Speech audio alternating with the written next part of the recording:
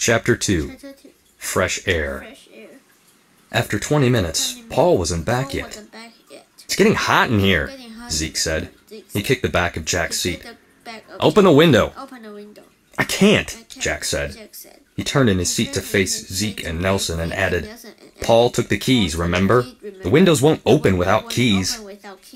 "Well, I need some air," Zeke said. He opened his door and got out.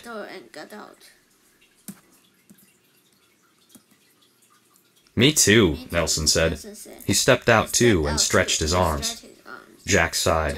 "Fine," he said. Then he got out too and closed his door. "When if you leave your door open, though?"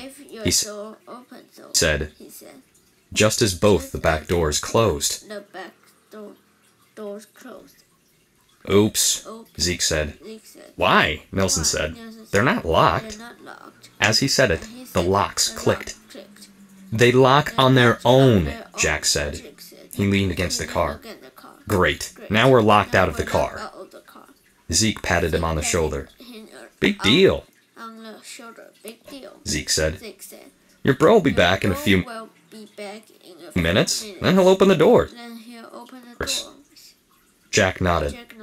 "I guess," he said. "It's not like it's raining." Just then, a big drop splattered against the car hood with a loud ping.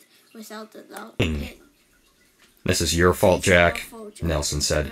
"You had to say it wasn't raining." The skies opened up. It began to pour. Thunder cracked and lightning burned across the sky. The torrent of rain was deafening. "We have to find shelter!" Zeke shouted. The other boys nodded. "I'm pretty sure that was an overpass. Not far back," Jack said. We can run for it." The three boys sprinted along the shoulder of the highway. "There!" Jack called out. They reached the overpass and stopped. As soon as he was out of the rain, Jack bent with his hands on his knees to catch his breath. "I hurt all over," he said.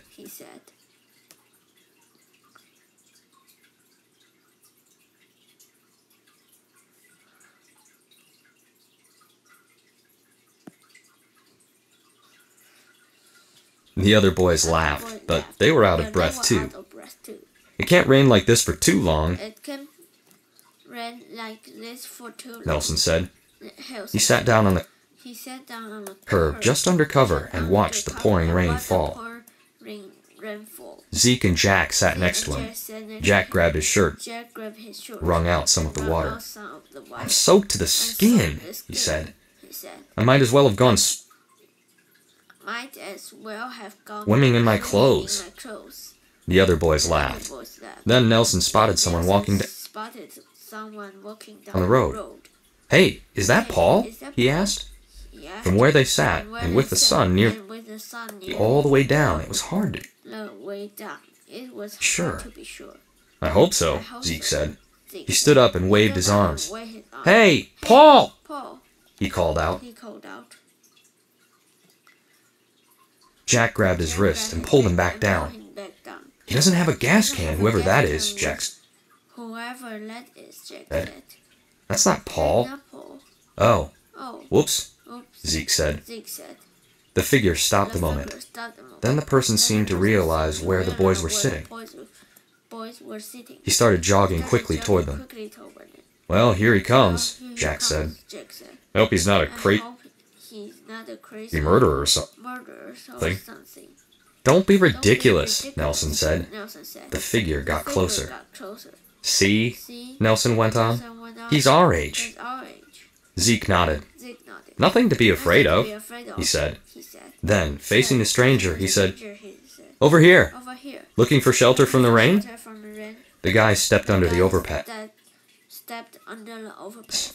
He looked about their age, maybe a year or so older, and his clothes were soaking wet. His pant legs were both torn at the ankles. "Hey, are you okay?" Jack asked. "You look like you've been walking for a long time." The boy smiled at Jack and his friends. "Not that long," he said.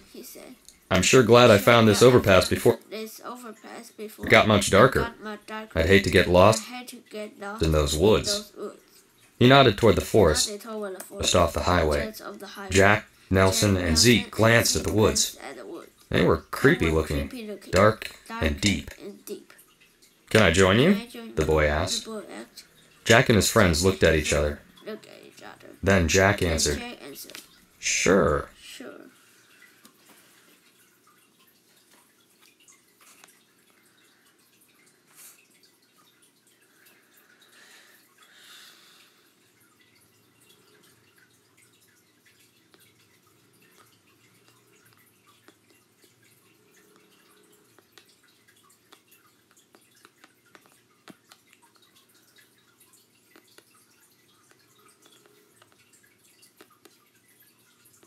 The boy sat down and took a deep breath. "Thanks," he said. "I'm exhausted. My name is Caleb, by the way." Jack introduced himself and his friends. "I'm Jack," he said. "Those two yahoos are Zeke and Nelson." Caleb smiled. "You guys don't have any food, do you?" he asked. "I feel like I could eat a horse." "Sorry," Jack said. "All our snacks are in the car." "You have a car?" Caleb asked. "Why are you sitting here then?" "We ran out of gas," Zeke explained. Jack's brother went to get gas back down the road, and we got locked out of the car, Nelson added. Caleb nodded. "Well, no big deal," he said. "Soon the big full moon will be out, then everything will seem a little brighter." "What's that mean?" Jack asked. But Caleb didn't answer. He just looked at his hand and picked his dirty fingernails. Chapter